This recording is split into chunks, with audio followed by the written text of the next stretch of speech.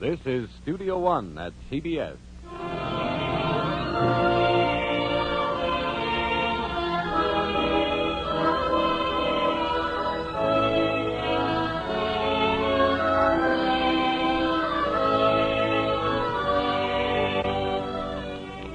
The Columbia Broadcasting System invites you to Studio One for the 12th in a feature series of hour-length versions for listening of celebrated stories, novels, and plays. We introduce the director of Studio One, Fletcher Markle. Our story tonight is one of the very great American family portraits by a man who is almost without challenge America's greatest dramatist. Our Wilderness by Eugene O'Neill. All of you will have memories of the 4th of July just behind us, and many of you have memories of a 4th of 40 years ago. But whatever your age or the length of your recollection, the members of the Miller family in Mr. O'Neill's Our Wilderness will be familiar to you. We're all acquainted with a father like Nat Miller and a mother like Essie and the Mildreds and Arthurs of their family, and relatives like Aunt Lily and Uncle Sid, even if we're not precisely aware of what happened to them on July the 4th, 1906, in the Connecticut town where they lived. And most certainly we're all acquainted with someone like Richard Miller, who is going on 17 just out of high school. Topping the list of our players on Studio One tonight is the name Don Harron. To be cute, we might call him Master Don Harron, but to be fair and accurate, we must call him Mr. In his earliest 20s, a young Canadian actor of beguiling talents making his first appearance on the American air herewith, we introduce Mr. Harron as our Richard tonight. You'll be hearing Everett Sloane as his father, joining an impressive list of fathers that includes George M. Cohan, Will Rogers, Lionel Barrymore, and Walter Houston. Catherine Rott will be Richard's mother, with Ann Burr as Belle and Ruth Gilbert as Muriel, the role Miss Gilbert created in the original Broadway production. Turn back the calendar 40 Julys ago, and please to begin.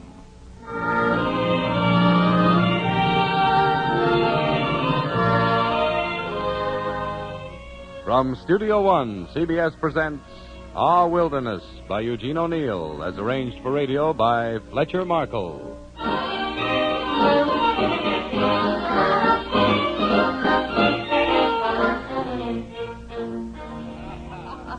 All right, now, everybody, come along into the sitting room. Well, we've all had a good breakfast. Now let's take a few minutes and sit down and have a good look at each other. It's the 4th of July and a lovely day. It isn't often we all get a chance to be together.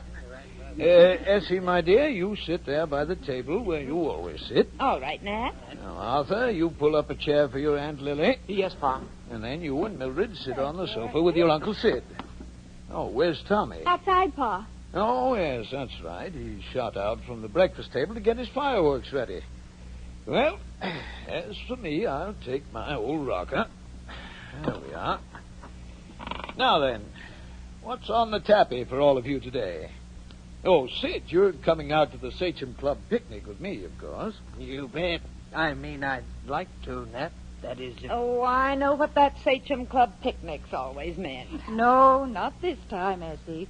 Sid's a reformed character since he's moved over to Waterbury to be on the paper. At least that's what he swore to me last night. Why, sure, Lily. They might even run me for president of the WCTU. Now, look, Sid, we're going to have dinner in the evening tonight, and I don't want you coming home, well, not able to taste it. Oh, I know he'll be careful today. Won't you, Sid? Lily, I swear to you, if any man offers me a drink, I'll kill him. That is, if he changes his mind. No use talking to him, Lily. You ought to know better by this time. Now, you women stop picking on Sid. Even a downtrodden newspaper man has the right to enjoy himself when he's on his holiday. That's right. And we haven't heard a word from the children yet.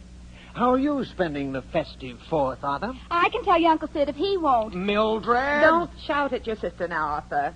You're off to the Rands, I suppose. I and Bert Turner are taking Elsie and Ethel Rand canoeing. We're going to have a picnic lunch on Strawberry Island. And this evening, I'm staying at the Rands for dinner. Ah, you're accounted for then, son. How about you, Mid? I'm going to the beach to Ann Culver's. Of course, there won't be any boys present. Now, stop your everlasting teasing, you two. How about you and Lily, Essie? What do you say to an automobile ride? I'll get out the Buick and we'll drive around town, out to the lighthouse and back. And then Sid and I'll let you off here, or anywhere you say, and we'll go on to the picnic. I'd love it, wouldn't you, Lily? It would be nice, yes. Well, then that's all settled. Lily, you want to come with me to the fireworks display at the beach tonight? Well, That's right, Sid. You take her out. Poor Lily never has any fun, always sitting home with me. I'd like to, Sid, thank you. Only not if you come home from the picnic. You know. Listen, Uncle Sid. Don't let me catch you and Aunt Lily spooning on the beach tonight, or it'll be my duty to call a cop. That'll do you, Arthur. Your education in kicking a football around Yale seems to have blunted your sense of humor. Say, where's Richard? I thought he came in with us from breakfast. I'll bet he's off somewhere writing a poem to Muriel Macomber, this silly. Or pretending to write one. I think he just copied. He went out on the side porch, I think, to read a book. He's always reading now. That reminds me, Nat. I've been meaning to speak to you about those awful books Richard is reading. Awful books? You've got to give him a good talking to. I'll go up and get 'em right now. I found 'em where he'd hid 'em on the shelf of his wardrobe. You just wait till you see 'em. Seems to me she might wait until the 4th is over. Yes. Oh, there's nothing to it anyway. Sid, when I think of the books I used to sneak off and read when I was a kid. Me too. I suppose Dick is deep in Nick Carter or old Cap Collier. No, he passed that period long ago. Poetry is his red meat nowadays, I think. Love poetry. And socialism, too, I suspect, from some dire declarations he's made. Well, might as well get him on the carpet. Where'd you say he was, Arthur? Out on the side porch, Father, I think. Richard! Richard! All right, I'm coming.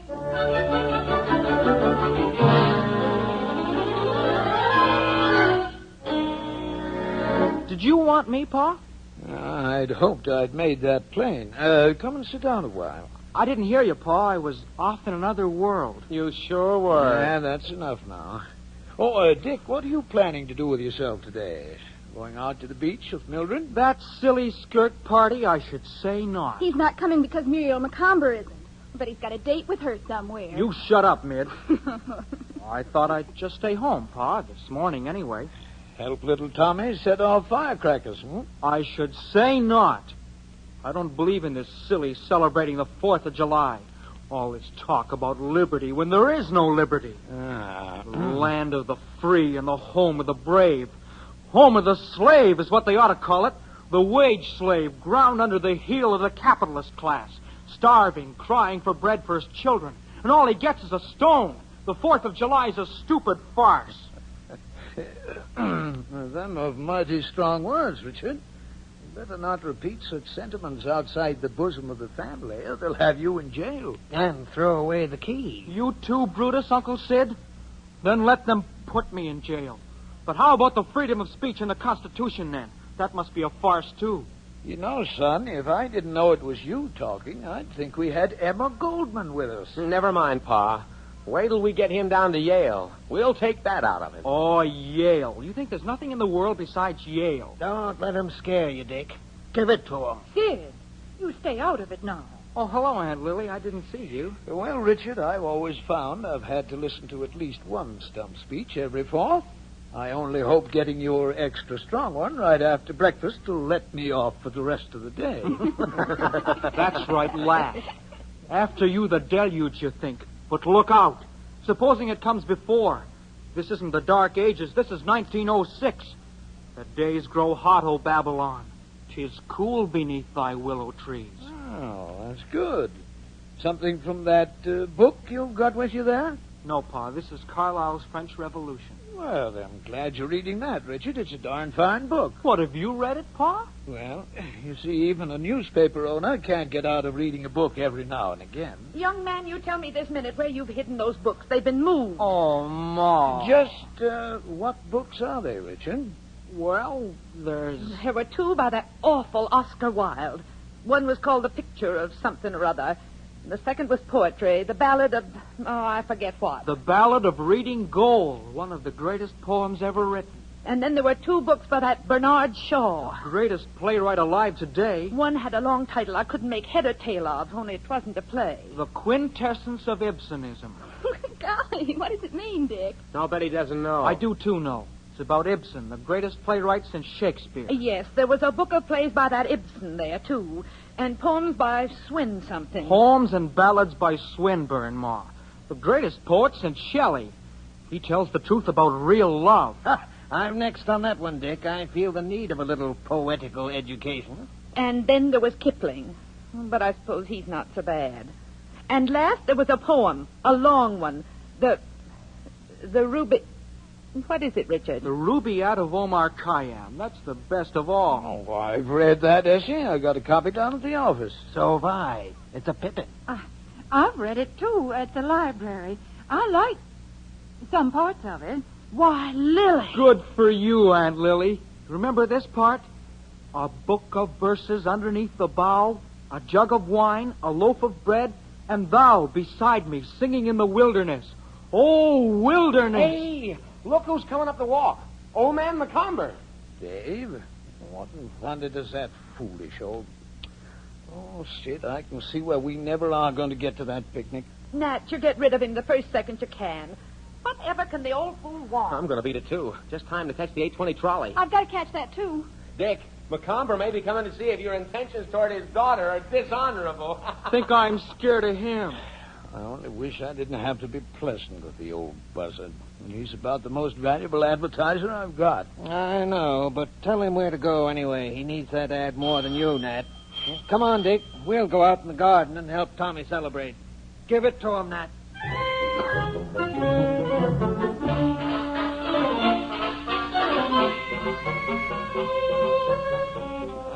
Here we are, Dave. Sit down. Make yourself comfortable. What good wind blows you around on this glorious fall? Oh, have a cigar? You're forgetting, Miller. I never smoke.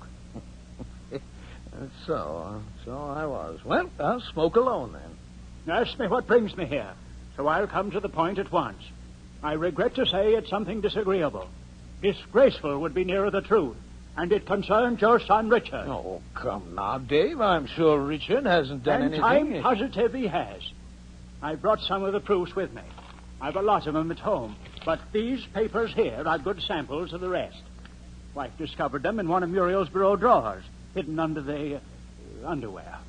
Oh, let me see them. They're all in his handwriting. You can't deny it. Anyway, Muriel's confessed to me he wrote them. Look at them. Just a lot of poems, Dave. Evidently, you've been too busy to take the right care about Richard's bringing up or what he's allowed to read. But I won't have Muriel's innocence exposed to the contamination of a young man whose mind, judging from his choice of reading matter, is as foul... Why, you stupid old fool. Can't you see Richard's only a fool kid copying love poems? Here, listen to this one here. My life is bitter with thy love.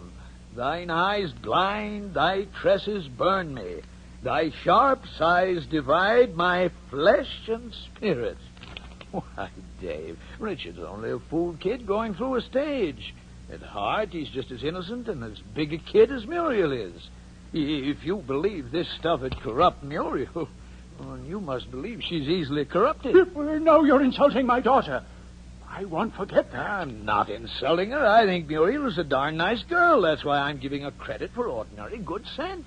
Miller, I never dreamed you'd have the impudence, after reading those papers, to claim your son was innocent of all wrongdoing. And what did you dream I'd do? Give him a hiding he'll remember to the last day of his life. You'd ought to do it for his sake if you had any sense, unless you want him to end up in jail. Now, Dave, I've stood all I can from you. You get out and get out quick if you don't want a helping kick from me. You needn't lay hands on me. I'm going. But there's one thing more. What's that?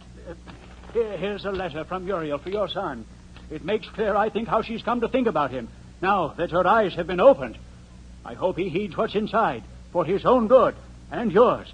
And don't think I'm not going to make you regret the insults that you've heaped on me.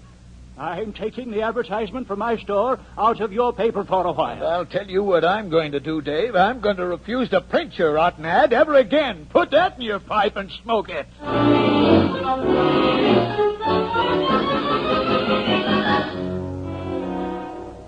That's what I said to him, Sid, just like that. Good for you, Nat. You sure gave it to him. How much good it'll do. He knows it was all talk. Hallelujah.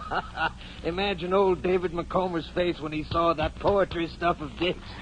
But but it's no joking matter, Sid, after all. The stuff is warm. It's no kind of thing to be sending a decent girl. I thought he was really stuck on her, all moonshine and holding hands and a kiss now and again, but, well, these look... By George, maybe he deserves that licking McCumber says it's my duty to give him. I've got to draw the line somewhere. Yes, it won't do to have him getting into difficulties. Well, the only thing I can do is put it to him straight. Richard will stand up to his guns no matter what. I've never known him to lie to me. Then now's your chance. He's just outside in the garden with little Tommy. Now beat it and leave you alone. We ought to get started soon if we're ever going to make that picnic.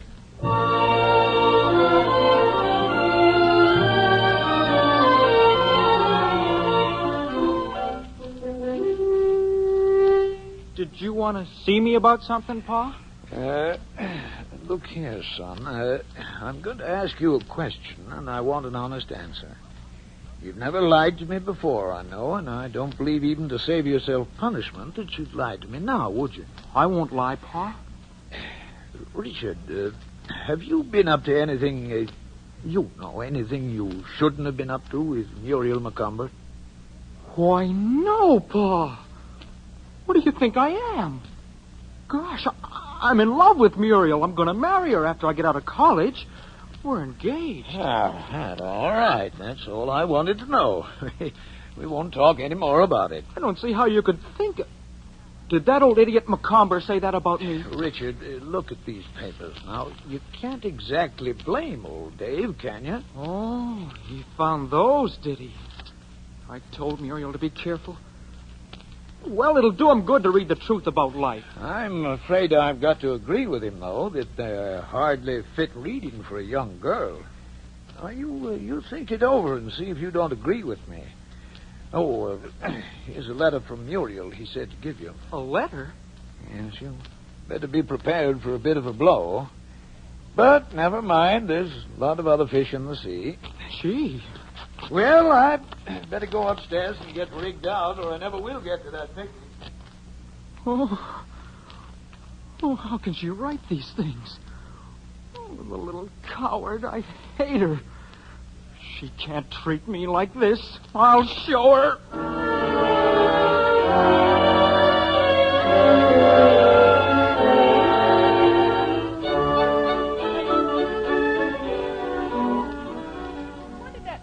Want, Richard? You know, Sid couldn't tell us. You can search me. Ask Pa. What? Whatever's the matter with you, Richard? You sound as if you'd lost your last friend. What is it? I don't feel so well. My stomach's sick. You poor boy. What a shame. On the 4th, too, of all days. Oh, darn Tommy and his darn firecrackers. You can't get any peace with that darn kid around. Darn the 4th of July anyway. I wish we still belonged to England.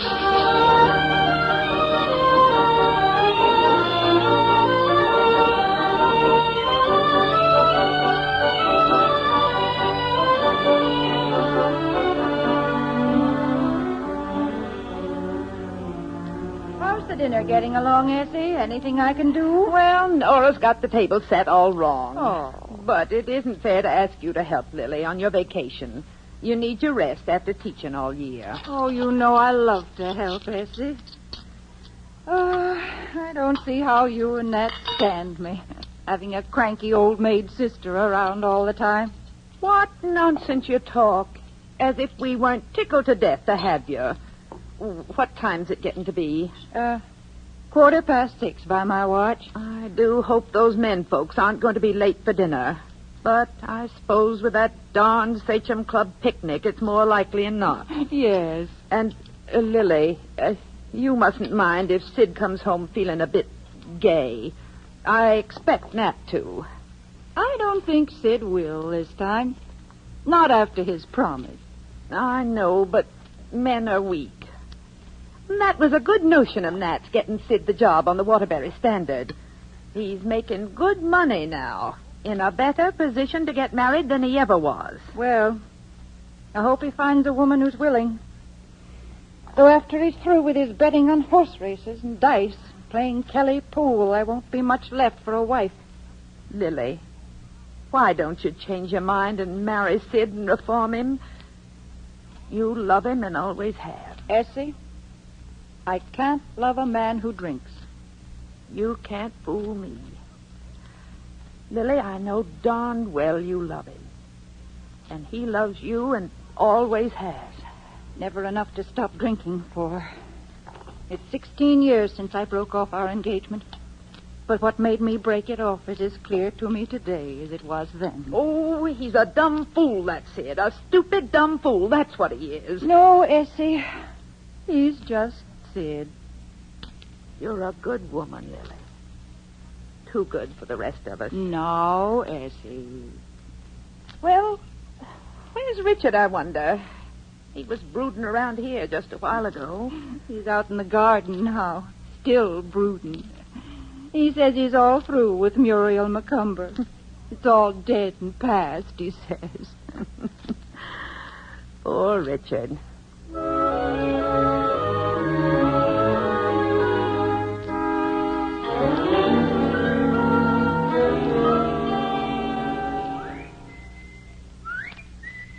Hey, Dick! Dick! Hey there! Who's that? Where are you? It's me, Win Selby, at the gate. Oh, hello, Win. Well, come on in. Hey, keep it quiet, kid. I want the folks to know I'm here. Look, tell Art I want to see him a second, will you? On the QT. Can't. He's up at the Rands. Won't be home before 10 anyway. Darn, I thought he'd be here for dinner. That gums up the works for fare. What is it, Win? Can't I help? Well, I might tell you, if you can keep your face shut.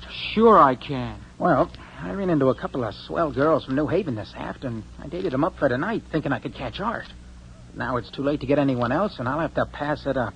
I'm nearly broken. I can't afford to blow them both to drinks. I've got $11 saved up. I could loan you some. Next, kid, I don't want to borrow your money. But, say, have you got anything on for tonight? No. You want to come along with me? Now, I'm not trying to lead you astray, understand, but it'll be a help if you just sit around with Belle. Belle? Yeah, that's the other one. You know, feed her a few drinks. You don't have to do anything, not even take a glass of beer unless you want to. Why shouldn't I? Ever drink anything besides sodas? Sure, lots of times. Lots of things. I tell you straight, I wouldn't ask you to come if I wasn't in a hole. And if I didn't know you were coming down to Yale next year. I don't want to lead you astray. Oh, I told you that was silly. Well, see you later then. At the Pleasant Beach House at 9:30. Come in the back door. Is that the bar? Yeah, that's it. See you later, Dick.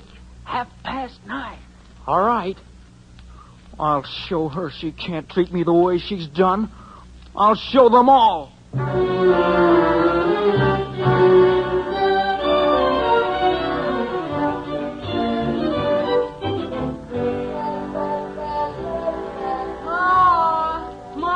Yes, Tommy, dear. Pa and Uncle Sid are coming. Gee, I'm glad. I'm awful hungry, Ma. Yes, dear, I know. You always are. Have we got lobsters, Ma? Yes, we've got lobsters, Richard. You're looking better already. You are indeed. Oh, my, Lily, there they are. I'm afraid. Yes, I might have known. Ma, did you know about Uncle Sid? Listen, I'll whisper. Uncle Sid went to the staging club. Now, never mind, Mildred. You shouldn't notice such things at your age. And don't you encourage him by laughing at his foolishness, you hear? You don't have to whisper, Med. Think I don't know? Uncle Sid soused again. Now, Tommy, you be quiet. Did I ever? Go to your place and sit right down and not another word out of you. Come on. And you sit down, Richard and Mildred. Oh, you better too, Lily. We'll get him right in here and get some food in him. He'll be all right then. All right, Essie, here we are. Nora, you can bring in the soup. Sure, Mom. Here we are, Essie, right on the dot. Here we are. So I see. You're here. And if I didn't, you've told me 4 times already. No, don't be critical, Essie. Don't be carpingly critical. Good news can stand repeating, can't it? Of course it can. Come on, Sid. Come in. Good evening. Beautiful evening. I never remember seeing more beautiful sunset. Oh, Sid. Sorry. Sorry, Lily. Deeply sorry. It's all right. Nora. Why, here's Nora. Nat. Now, Mr. Miller, don't be making me laugh and getting me into trouble. Nora? Yes, Mum. Here's the soup. Sight for sore eyes. My beautiful McCushla, my starry-eyed Mavourneen. Sure, Mr. Sid, it's you that have kissed the Blarney Stone. That'll be all, thank you, Nora. Yes, Mum. Sit down, you two. Well. Well, it's good to be home again. Now then, what was I saying? Oh, sunsets. Yes. Oh, why butt in? Hasn't sun perfect right to set? Mind your own business. And there you are. Am I right? Right, Sid. Right. Mildred, sit up straight in your chair. You want to grow up a humpback? Richard, take your elbows off the table. Eat your soup now. Soup? Of course it's soup. What'd you think it was, Sid? Well, all right then. Soup be it. Spoon, is that any way to treat a pal? Now, Sid. Down with spoons. We'll drink by hand. Oh, your good health, ladies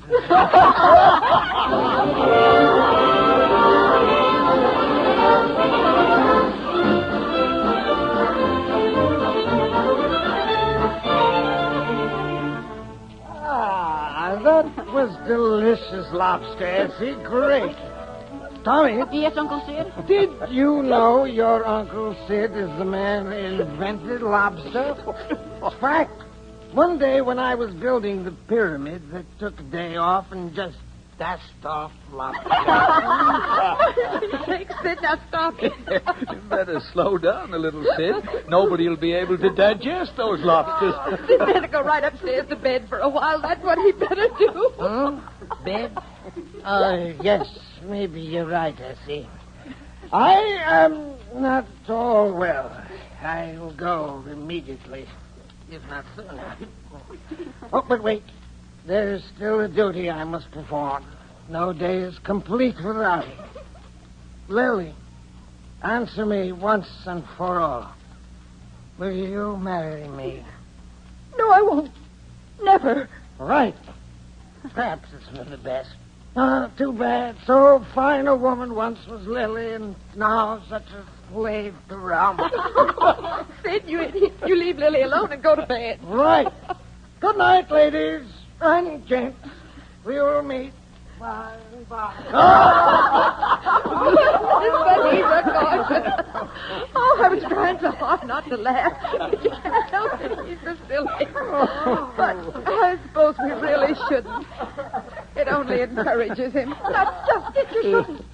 Even I laugh. Lily. It does encourage him. That's been his downfall. Everyone always laughing.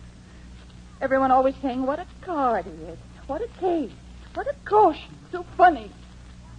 And he's gone on. And we're all responsible, making it easy for him. We're all to blame. And all we do is laugh. Now, Lily, you mustn't take on so. It isn't as serious as all that. Maybe it is to me. Or was once. I'm sorry, Nat. I'm sorry, Essie. I didn't mean to... I'm not feeling myself tonight. If you'll excuse me, I'll go in the front parlor and lie down on the sofa a while. Of course, Lily. You do whatever you're a mind to. I never knew Lily to come out with things that way before. Well, no use sitting here mourning over spilt milk. You kids go out in the yard and try to keep quiet for a while so as your Uncle Sid will get to sleep and your Aunt Lily can rest. Ain't we going to set off the skyrockets and Roman candles, Pa? Later, son, later. It isn't dark enough for them yet anyway. Come on, Tommy. I'll see you keep quiet, Pa. That's a good girl. Oh, melancholy Dane, what are you doing? I'm going out for a while. And do you know what I think? It's Aunt Lily's fault Uncle Sid's going to ruin. It's all because he loves her and she keeps him dangling after her and ruins his life. Like all women love to ruin men's lives. I don't blame him for drinking himself to death. I'd do the same thing myself if I were in his boots. Richard, you stop that talk. Drink, for you know not whence you come nor why. drink. You know not why you're going or where. Now, listen here, young man. I've had about all I can stand of your nonsense for one day. You keep that talk to yourself, you hear me? Or you're going to regret it. Never mind now. I'm not fooling. Come along, Essie. Richard, I'm ashamed of you. That's what I am. Oh, Nat, tell me about Oh, what do I care? I'm going to meet Wint and those girls and live like a free man. I'll show them.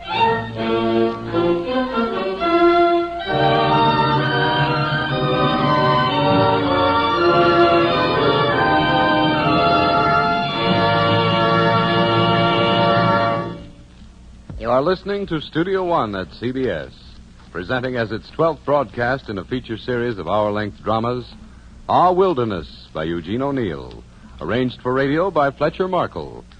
The second portion will follow the customary pause for station identification. This is CBS, the Columbia Broadcasting System.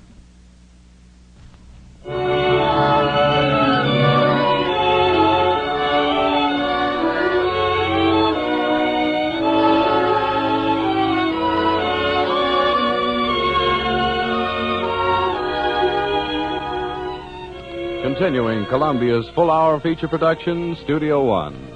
We present the concluding portion of Eugene O'Neill's comedy of the early 1900s, when life perhaps was a little simpler. Our Wilderness.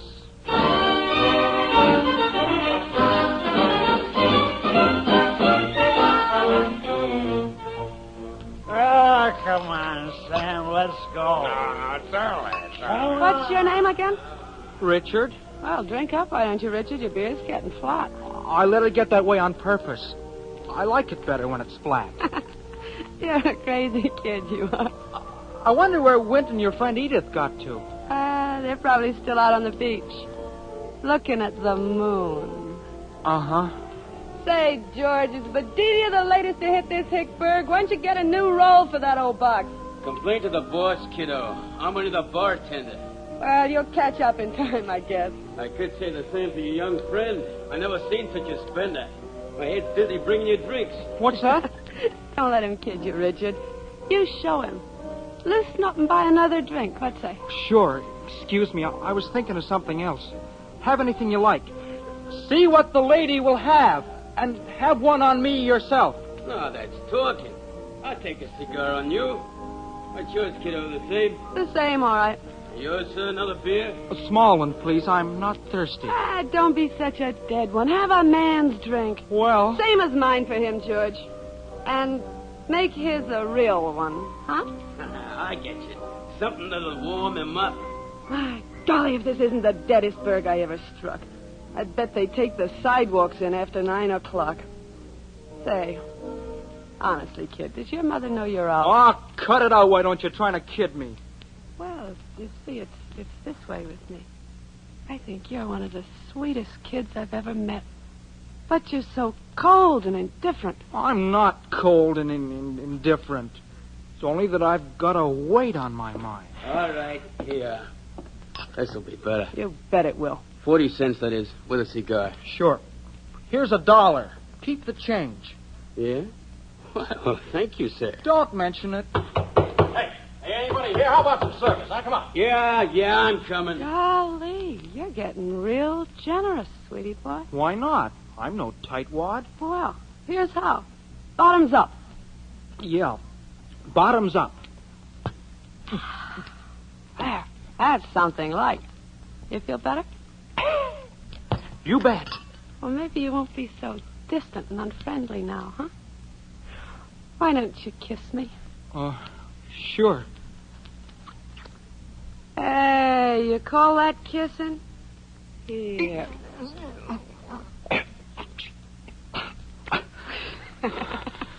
What's the matter, sweetie boy? Haven't you ever kissed before? Sure, lots of times. But I've sworn off. Sworn off kissing? I took an oath I'd be faithful. Till death do us part, huh? Who's the girl? Never mind. I'm not good enough to talk about her, I suppose. I didn't mean that. You're all right. So you're faithful to your one love, huh? And how about her? Bet she's out with a guy this very minute. Don't say that. Don't you dare. All right, have it your own way and be a sucker. It cuts no ice with me. Ah, there. Good evening. I hope I'm not butting in on your party, but my dogs are giving out standing at that bar. It's all right with me. I've got no party on. Well, that sounds helpful. Allow me to sit at the next table. But I wouldn't do such, 'cause I loved her too much. But I learned about women from her. Let's have another drink. You've had enough. Oh, that's what you think. Hey, what do you got there? A child poet or a child actor? Well, no, it's got me guessing. Well, if you're tired of cradle robbing, Act, maybe we could get together and have a little fun, huh? That's easy. I just pull my freight. Listen, kid. Huh? This is an old friend of mine, Mr. Smith from New Haven, just come in. I'm going over and sit at his table for a while, see? And you better go home. I'm never going home. I'll show them. Have it your own way. Only firmly. Yet each man kills the thing he loves. By each, let this be heard. Hey, this is rich. That's swell dope, young fella. Come on, give me some more, huh? Some do it with a bitter look. Some with a flattering word. The coward does it with a kiss. The brave man with a sword. I did it with a kiss. I'm a coward. Gee, he's copped a fine skinful. He's hardly had anything. And then at 10 o'clock, Eilert Loveborg will come with vine leaves in his hair. And bats in his belfry if he's you. That's Ibsen. Yeah, see, kid, this gal of yours don't appreciate poetry. She's a lowbrow. And you, I don't believe you ever knew her in New Haven at all. You just picked her up now. You leave her alone, do you hear? Oh, my golly, listen to it. Hey, this is a scream. Here, let me try. Curse you, Jack Dalton. If I won't unhand her, what then? I'll give you a good punch in the snoot, that's what. Oh, say. Help! Help! Hey, cut out the noise. What's up with you? That's none of my business, brother, but if I were in your boots, I'd give this young souse the gate. He's underage. He told me he was over 18. I am. Ah, I see what you mean. Come on now, kid, on your way. Start no trouble in here. Beat it. I will not beat it. Oh, won't you? Up, sir. Let go of me, you dirty coward. Quiet now. I'll pin the Mary Ann on your jaw that'll quiet you. Out. Out you go.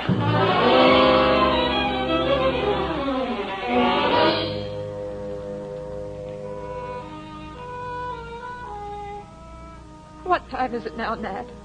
It's a little after 11. Oh, I'm getting worried. Something dreadful. You don't know what might have happened to Richard. You read in the papers every day about boys getting run over by automobiles. Oh, don't say that, Essie. It's true, Lily. Don't go imagining things now. Well, why couldn't it happen with everyone that owns one out tonight? And a lot of those in no condition to drive. Why don't you go out and find him, Nat? He'll be all right, Mother. Essie, you mustn't worry so. You'll make yourself sick. Richard's all right. I've got a feeling in my bones he's all right. I was going out to look if he wasn't back by 12 sharp. That'd be the time it'd take him to walk from the beach if he left after the last car. But I'll go now if it'll ease your mind. I'll take the auto and drive out the beach road. You better come with me, Sid. Sure thing, Nat. Hey, there's someone on the porch now. That must be him. Oh, thank heaven, thank heaven. Darn him worrying us all like this. Here he is. Oh, good evening. Hello. Oh, what's happened to him? He's gone crazy. Richard. Hello. Crazy nothing. He's only soused. You've got your nerve, you fresh kid. We'll take that out of you when we get you down to Yale. Yesterday, this day's madness did prepare tomorrow's silence. Triumph for despair. Drink! Richard, how dare Don't you strike him, Nat. Don't you dare. Steady, Nat. Keep your temper. No good bawling him out now. He don't know what he's doing. Yeah, guess you're right, Sid. And then I will come with vine leaves in my hair. Richard, you're intoxicated, you bad, wicked boy, you. Ma, I feel rotten. Richard. You let me take care of him, Essie. I know this game backwards. Oh, Richard. Come on, old sport. Upstairs we go. Your old Uncle Sid'll fix you up. He's the kid who wrote the book.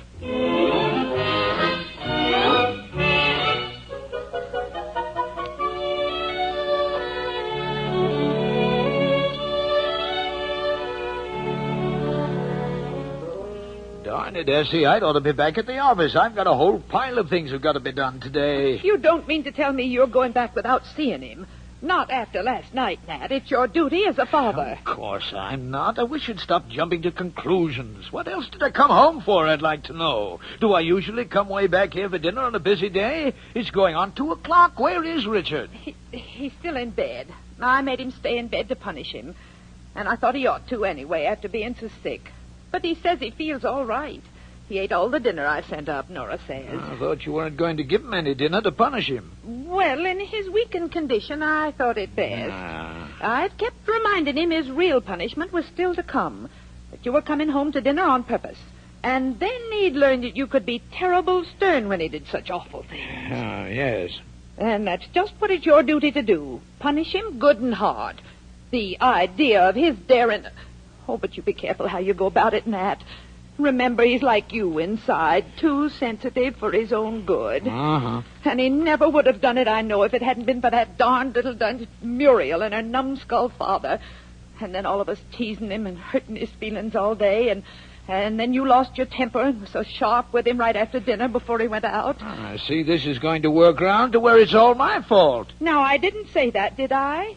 Don't go losing your temper again. Well, go and get him, Essie. It's late. But he's still asleep now. All right. I give up. I'm going back to the office. Bring a man all the way back here on a busy day, and then you... No consideration at all. Oh, my.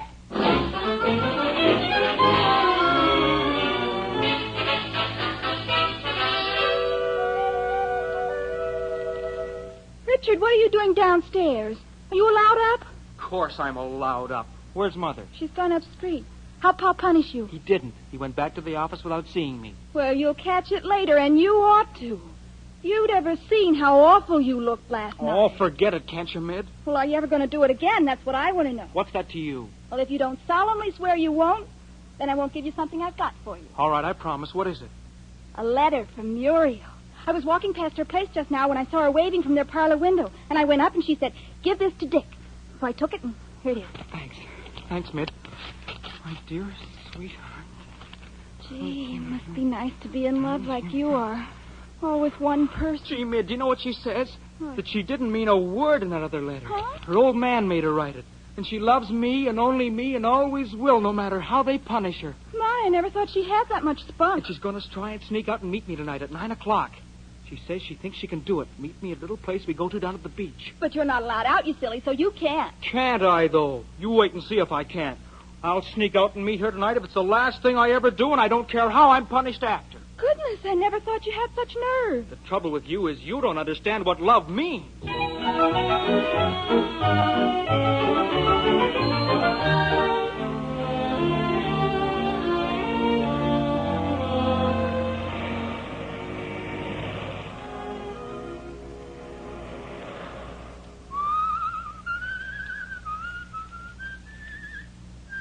Oh, Dick. Dick. Oh, hello there, Muriel. Is it 9 already?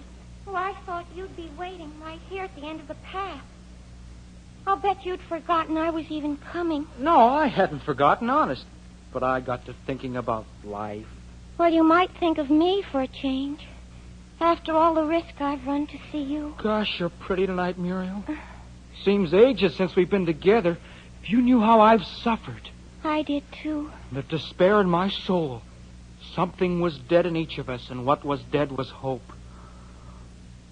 Gosh, Muriel, it sure is wonderful to be with you again. I'm glad it makes you happy. I'm happy, too. Muriel, will you let me kiss you, please? No, you mustn't. Don't. Oh, why can't I? Because I'm afraid. Oh, that's what you always say. You're always so afraid. Aren't you ever going to let me? I will sometime. When? Soon, maybe. Tonight, will you? I'll see. Promise? I promise.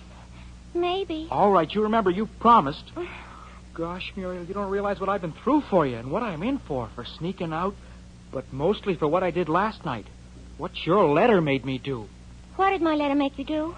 It's a long story, and let the dead past bury its dead. Tell me, Dick.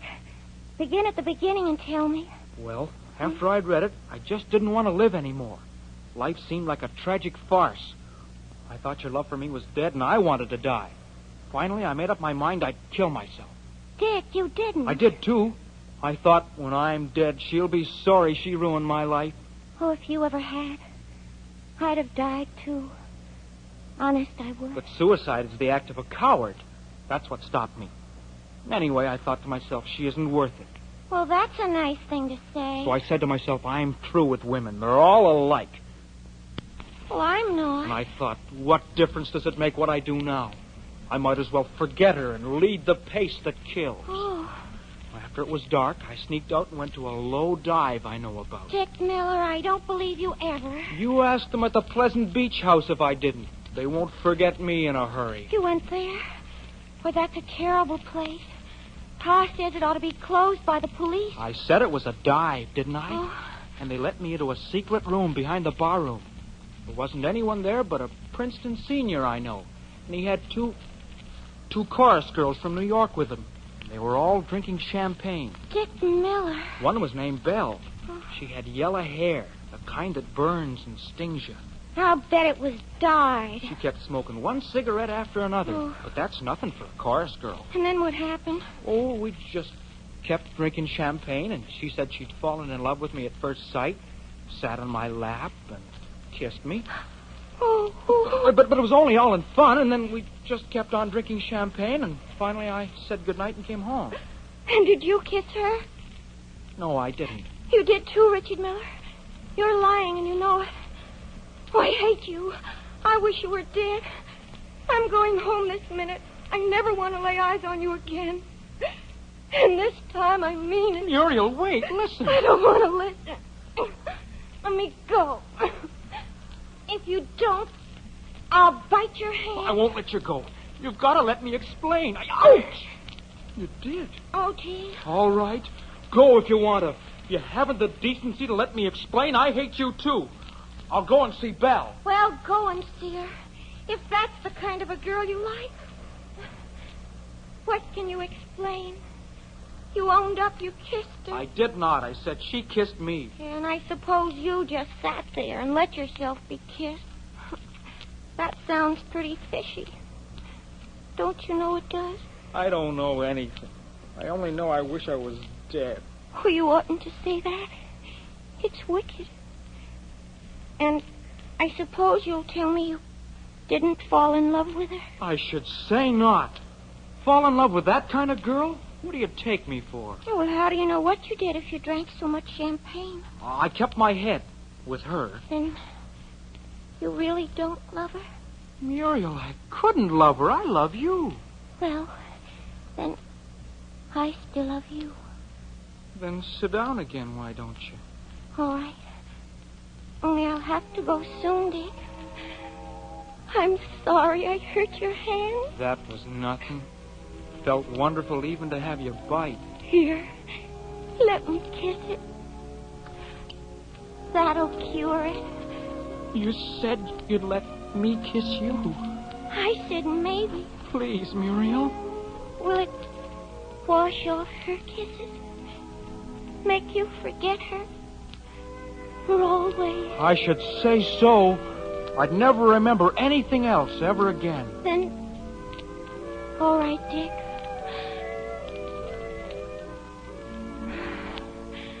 The moon is beautiful, isn't it? Not as beautiful as you are, Muriel. Nothing is. Won't it be wonderful when we're married? Yes. But it's so long to wait. Perhaps I needn't go to Yale. Perhaps Paul will give me a job. Then I'd soon be making enough Well, to you'd get better married. do what your pa thinks best. And I'd like you to be at Yale. Poor you. Do you think he'll punish you awful? I don't know, and I don't care. Oh, gosh, but I love you. Darling. And I love you, too.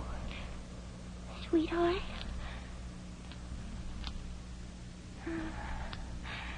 Where'll we go on our honeymoon, Dick? To Niagara Falls? That dump where all the silly fools go? I should say not. No, we'll go to some far-off, wonderful place. Somewhere out on the long trail. The trail that is always new. On the road to Mandalay.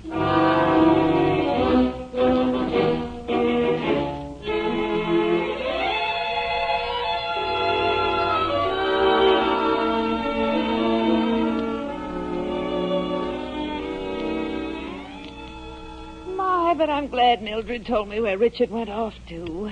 I'd have worried my heart out if she hadn't. But now it's all right. I'd hardly go as far as to say that. He's still got to be punished, doesn't he? Well, if you ask me, I think after the way I punished him all day and the way I know he's punished himself, he's had about all he deserves. I have a lot of faith in our Richard. Well, so have I, after all. And as for his being in love with Muriel, I don't see but what it might work out real well. Richard could do worse. But I thought you had no use for Muriel. Thought she was stupid. Well, so I did, but if she's good for Richard and he wants her... Ma used to say you weren't over bright, but she changed her mind when she saw I didn't care if you were or not. Well, I've been bright enough to provide a home, and... Of course you have, dear. What'd you say Sid and Lily had gone off to? To the beach to listen to the band.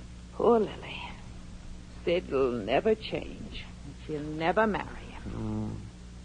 Arthur's up with Elsie Rand, I suppose. Of course. Where's Mildred? No, walking with her latest. I forgot who it is. I can't keep track of them. Well, then, from all reports, we seem to be completely surrounded by love. That'll be Richard. Oh, yes. Well, I'll go out and meet him and talk to him on the porch. You stay here, Essie. Of course, dear.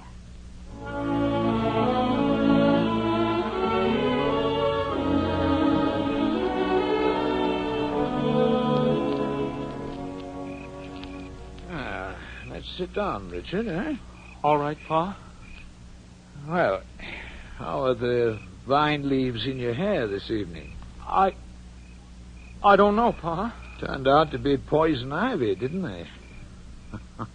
You needn't look so alarmed. I'm not going to read you any temperance lecture. That'd bore me more than it would you. And in spite of your foolishness last night, I'm still giving you credit for having brains. So I'm pretty sure anything I could say to you, you've already said to yourself. I know I was a darn fool. You sure were not only a fool, but a downright stupid, disgusting fool. I know, Pa. Well, all right, then that settles that part of it. But there's one other thing. How about this girl at the Pleasant Beach house? You know about that? I do. And I want to know more about it. Oh, gosh, Pa, there wasn't anything in that. I just sat with her there for a while. How did you happen to meet this lady, anyway? Oh, I can't tell that, Pa. I'd have to snitch on someone, and you wouldn't want me to do that. No, I suppose I wouldn't. Well, I believe you, and I guess that settles that.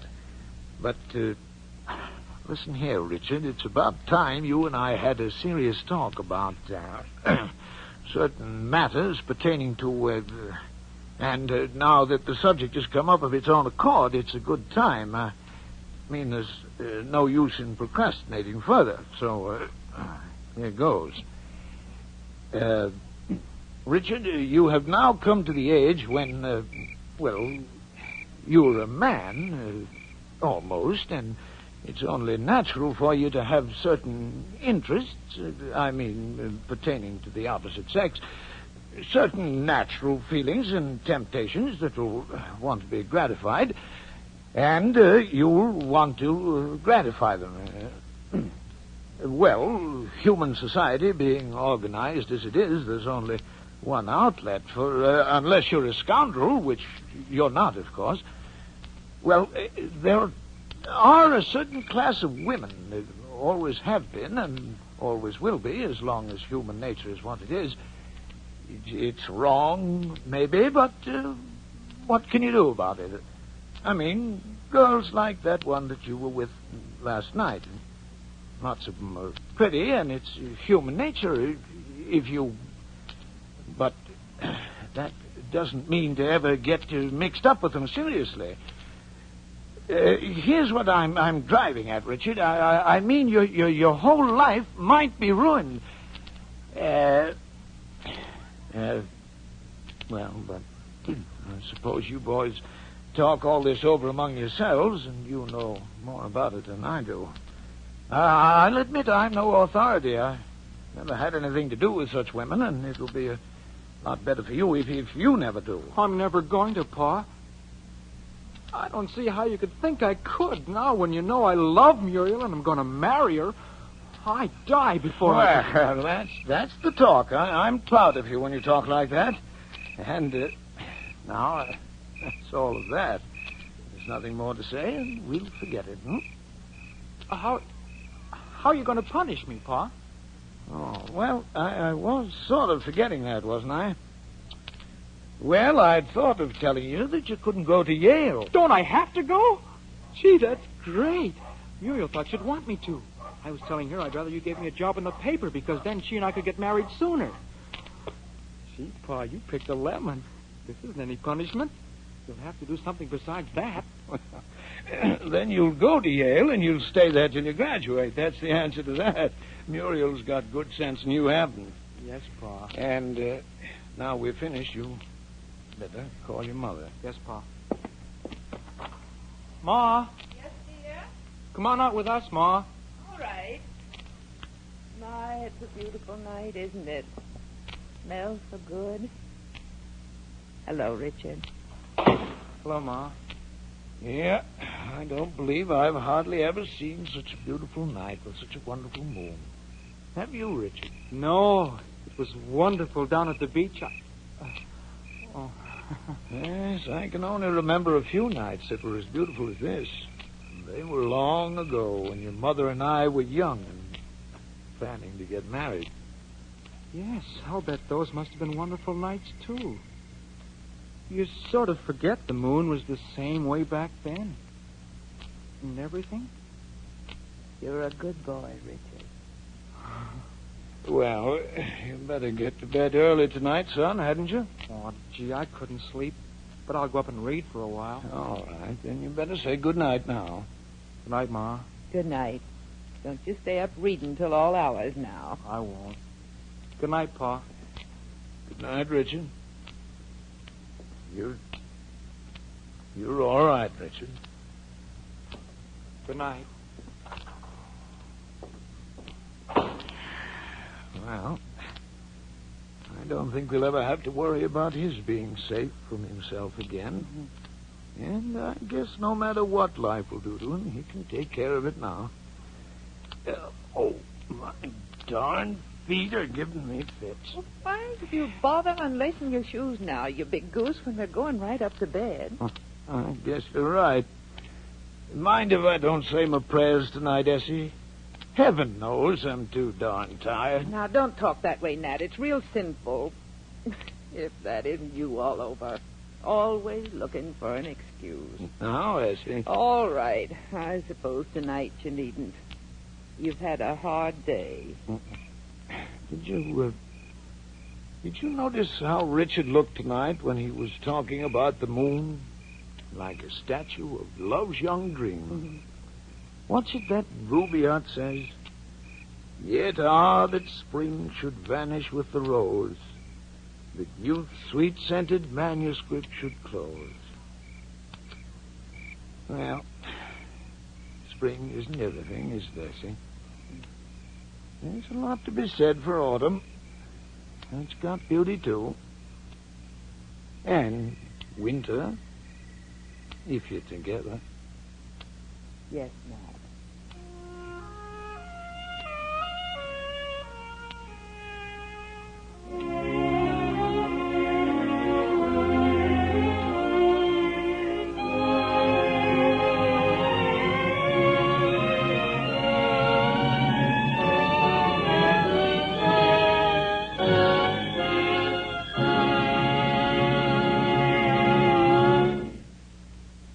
The Columbia Broadcasting System has brought you Studio One, the 12th program in a feature series of hour-length versions for listening of celebrated stories, novels, and plays. Tonight from Studio One, you have heard Fletcher Markle's production of Our Wilderness by Eugene O'Neill. The adaptation was prepared by Mr. Markle, and the musical score conducted by Alexander Semler. Now, may a producer identify the principals in our cast tonight? In the darkest part of the wilderness, Richard Miller was played by a very talented young Canadian actor named Don Harron. making his first appearance on Studio One and on the American air tonight. His father, Nat Miller, was played by Everett Sloane. His mother Essie Miller, was Catherine Rott, Lily, and Sid were Jeanette Dowling and Robert Dryden. Bill, Was Ann Burr, And Muriel McCumber. was played by Ruth Gilbert, who created the role in the original Broadway production of Our Wilderness. Next week from Studio One at CBS, a cool slice of summertime comedy. Our story is called Holiday. Philip Barry wrote it, and it's about a young man who believes in retiring while young and working in later years. Now, until next week, until Holiday by Philip Barry, this is Fletcher Markle with a good night and thank you from all of us in Studio One.